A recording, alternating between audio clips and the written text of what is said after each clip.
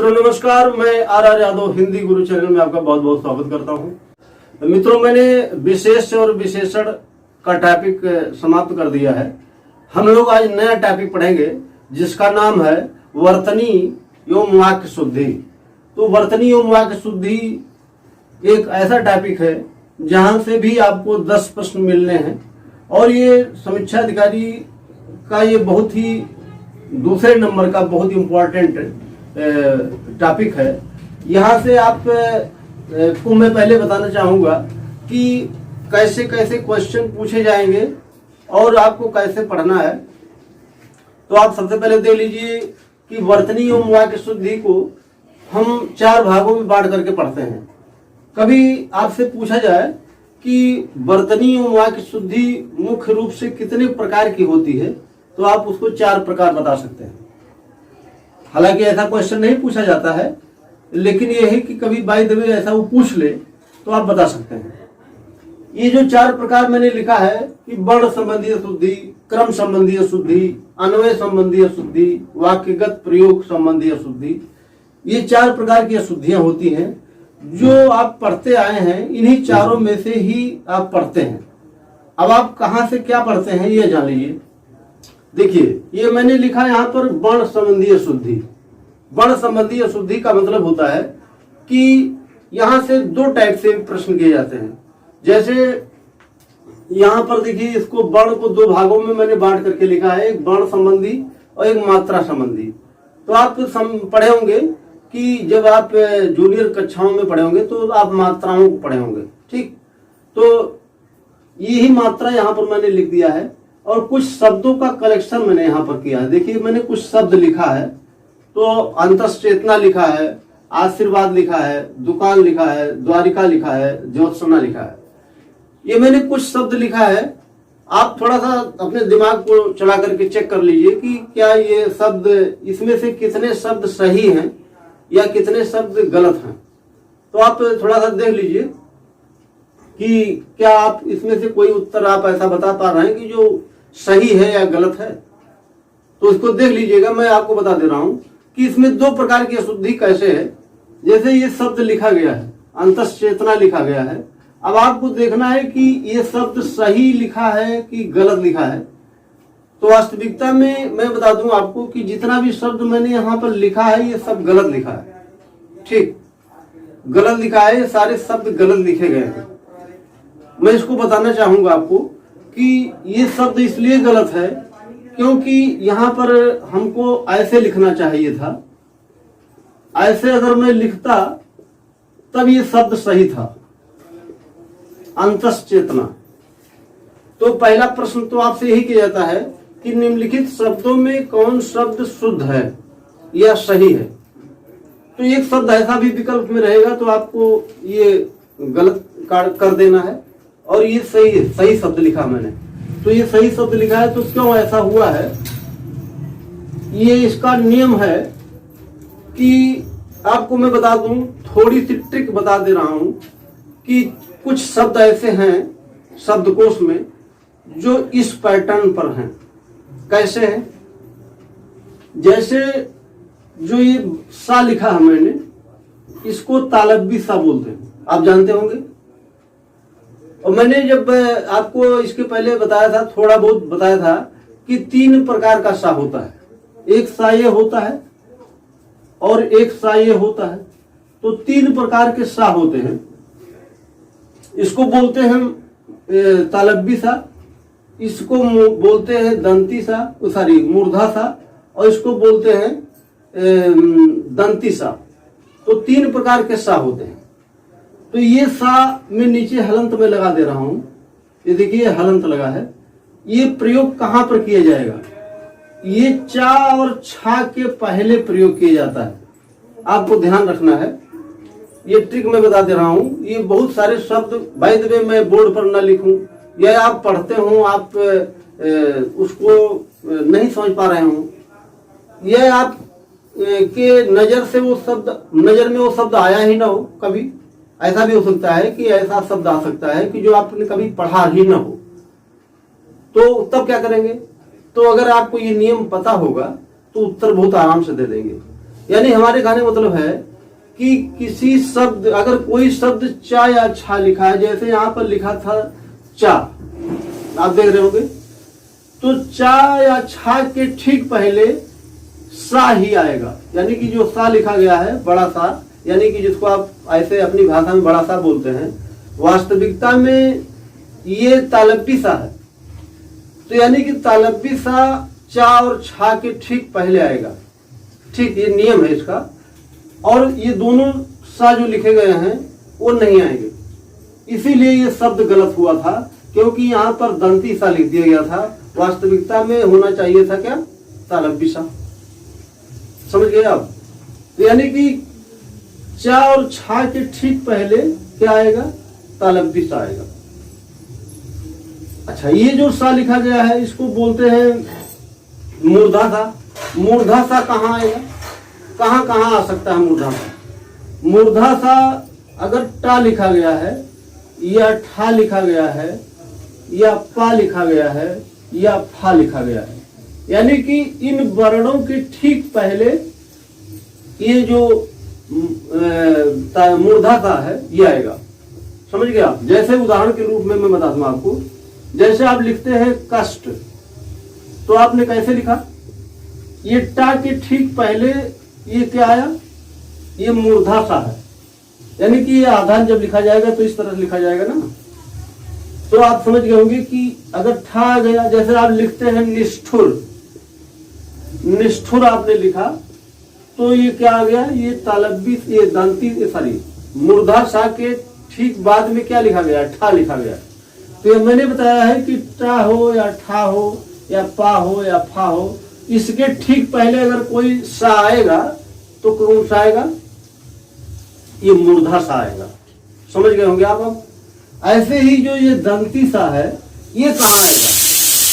ये आएगा या तो ये सा हो, जैसे ता हो या था हो। ठीक, ता और था के ठीक पहले दंती सा आता है। ठीक, समझ पाए आप? उदाहरण के रूप में मैं बता दूं आपको,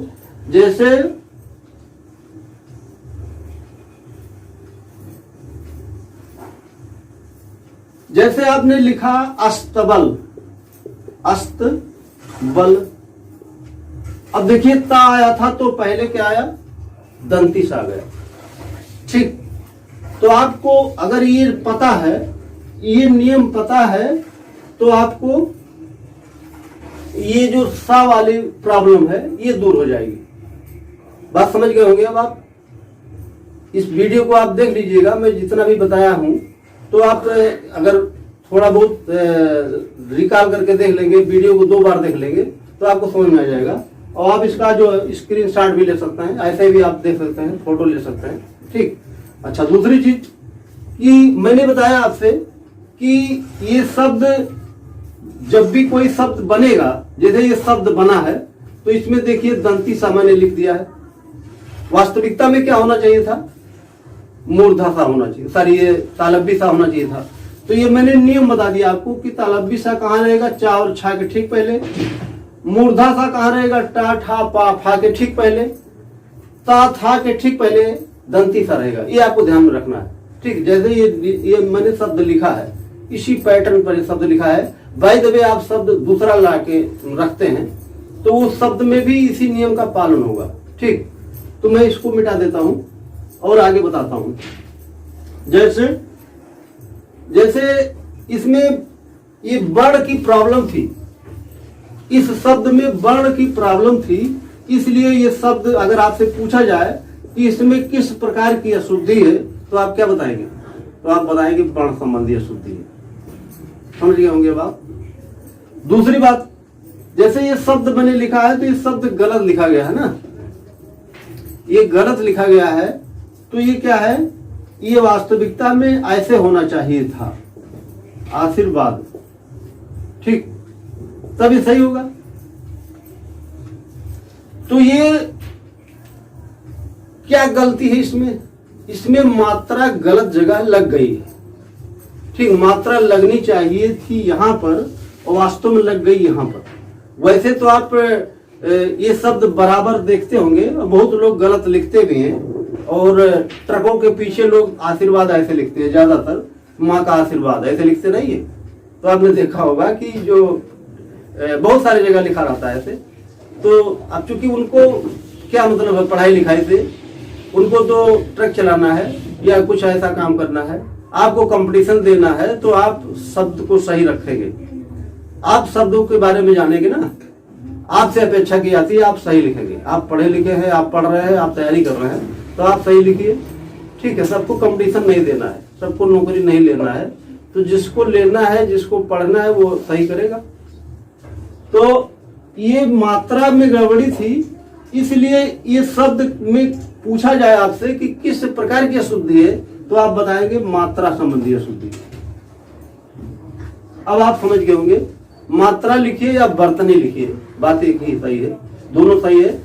और चाहे वो बर्तनी दे दे, चाहे मात्रा लिख दे विकल्प के रूप में, तब भी ये उत्तर सही होगा आपका।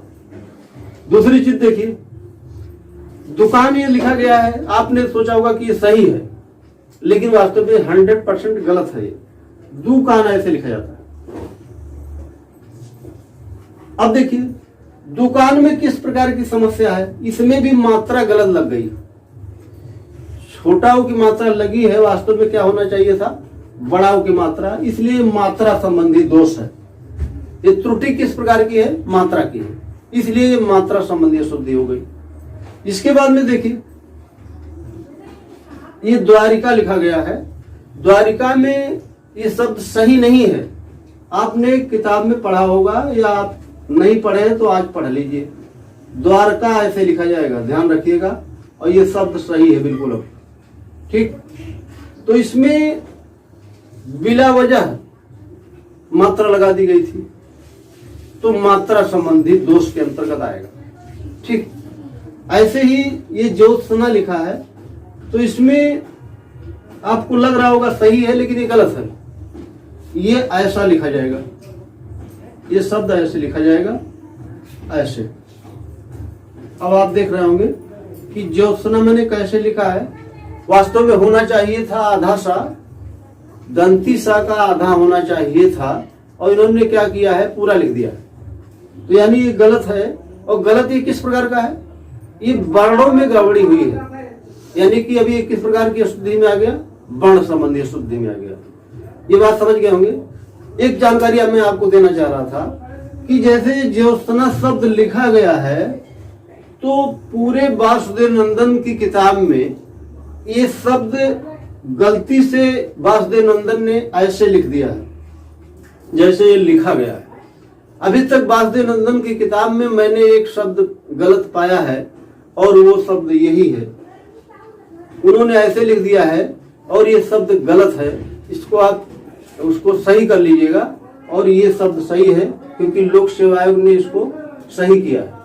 ठीक, बात समझ गए होंगे आप। ये बात हो गई, मैंने आपसे बताया है कि वर्ण संबंधी अशुद्धि।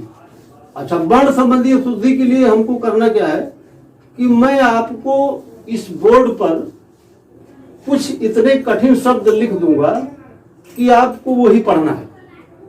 ठीक, मैं बोर्ड पर बहुत सारा शब्द लिखूंगा और कई वीडियो दूंगा वर्तनी और वाक् शुद्धि में। तो आपको करना क्या होगा, उसी को बार बार देखना होगा, तो आपका काम चल जाएगा। दूसरे प्रकार की अशुद्धि देख लीजिए, मैंने यहाँ पर लिखा है क्रम संबंधी अशुद्धि। तो क्रम का मतलब होता है कि जैसे हमने कहा कि पहले सबसे पहले आप लिखते हैं संज्ञा। संज्ञा आप पढ़ते हैं ना, तो संज्ञा पढ़ने का मतलब होता है कि संज्ञा के बाद में कर्म लिखा जाता है और कर्म के बाद में क्रिया लिखी जाती है। ठीक, ये क्रम होता है। तो सबसे पहले लिखेंगे संज्ञा, और संज्ञा के बाद में लिखा जाता है कर्म, और कर्म के बाद में फिर लिखा जाता है क्रिया। ये क्रम होता है किसी वाक्य को लिखने का।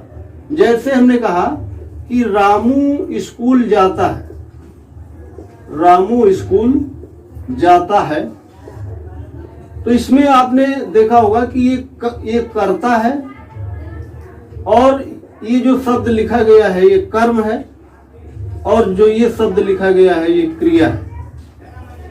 तो अगर ये क्रम से लिखा गया है तब तो सही है, अन्यथा ये गलत हो जाएगा। बाय द वे मैं इसको पहले लिख दूं और इसको बाद में लिख दूं तो ये किस प्रकार की त्रुटि में आएगा? ये क्रम संबंधी त्रुटि में आएगा। अच्छा, दूसरी चीज, लोक सेवा आयोग की जो पीसीएस के एग्जाम्स हैं, जैसे आपको पता होगा कि जो लोग पीसीएस दे रहे होंगे, मेंस लिख रहे होंगे बराबर, उनको पता होगा अब उन्होंने अपने क्वेश्चन पूछने का पैटर्न बदल दिया थोड़ा सा। अब आयोग क्या करता है कि पूछता है कि निम्नलिखित वाक्यों में किस प्रकार की अशुद्धि है और अशुद्धियों को सही करिए, ऐसे प्रश्न किया जाता है। ठीक है, लिख देगा कि निम्नलिखित वाक्यों को शुद्ध कीजिए और अशुद्धियों के प्रकार बताइए। तो वाक्य आपने सही किया, उसके बाद में उसका प्रकार भी बताना है आपको कि किस प्रकार की त्रुटि है वाक्य में। तो जब आप पूरी तरह से समझे रहेंगे तभी तो बता पाएंगे कि किस प्रकार की त्रुटि है। जैसे मैंने अभी तक आपको बताया कि वर्ण संबंधी अशुद्धि इस प्रकार की होती है, ऐसे ही मैं आपको सब बताता रहूंगा और आप धीरे धीरे पढ़ते रहेंगे तो आपका काम चल जाएगा और आप बहुत अच्छे नंबर ला सकते हैं। जैसे मैंने आपको बता दिया कि इसमें अगर किसी प्रकार की त्रुटि होती है तो वो क्रम संबंधी अशुद्धि में आता है। ठीक, समझ गए आप। इसके बाद देखिए, पूरे हिंदी व्याकरण में आपको मैं बता दूं कि जो त्रुटि है, सबसे ज्यादा त्रुटि अगर होती है या पूछी जाती है तो अन्वय से पूछी जाती है। जो मैंने अगला पॉइंट लिखा है अन्वय। ठीक, देख रहे होंगे आप कि ये जो अन्वय लिखा है, अन्वय में कई प्रकार की त्रुटियों को मैंने दर्शाया है। देखिए, ये मैंने लिखा है संज्ञा और क्रिया संबंधी मेल। अन्वय का मतलब होता मेल। ठीक, समझ गए होंगे आप। तो संज्ञा और क्रिया में किस प्रकार की त्रुटि है, वो संज्ञा और क्रिया संबंधी मेल के अंतर्गत आएगा। ठीक, इसके बाद में संज्ञा और सर्वनाम में किस प्रकार की त्रुटि है, वो भी अन्वय के अंतर्गत आएगा। कर्म और क्रिया में किस प्रकार की त्रुटि है, ये भी अन्वय में आएगा। ऐसे ही जितने भी प्रकार से इसमें लिखा गया है, तो अगर आप इस प्रकार के प्रश्नों को पाते हैं तो उसमें आप अन्वय संबंधी मेल, अन्वय संबंधी अशुद्धि बोल सकते हैं। ठीक, अन्वय संबंधी अशुद्धि के बाद ब्रैकेट में जब आप लिखेंगे कि संज्ञा और क्रिया संबंधी मेल, ठीक, तो आपको वो पूरा नंबर देगा, क्योंकि आपने पूरी बात लिख दिया तो वो समझ जाएगा कि लड़के को सब कुछ आ रहा है। जब आप ऐसे ही अंदाजा में लिख देंगे कि ये इस प्रकार की अशुद्धि हो सकती है तो आपका उत्तर गलत हो जाएगा। यानी कि जैसे मान लीजिए कि एक वाक्य 2 नंबर का है तो आपको 1 नंबर देगा, और जब आपने उसके त्रुटि को सही कर दिया और उसके प्रकार को लिख दिया तो आपको पूरा नंबर दे देगा। ठीक, इसके बाद में वाक्यगत प्रयोग मैंने लिखा है।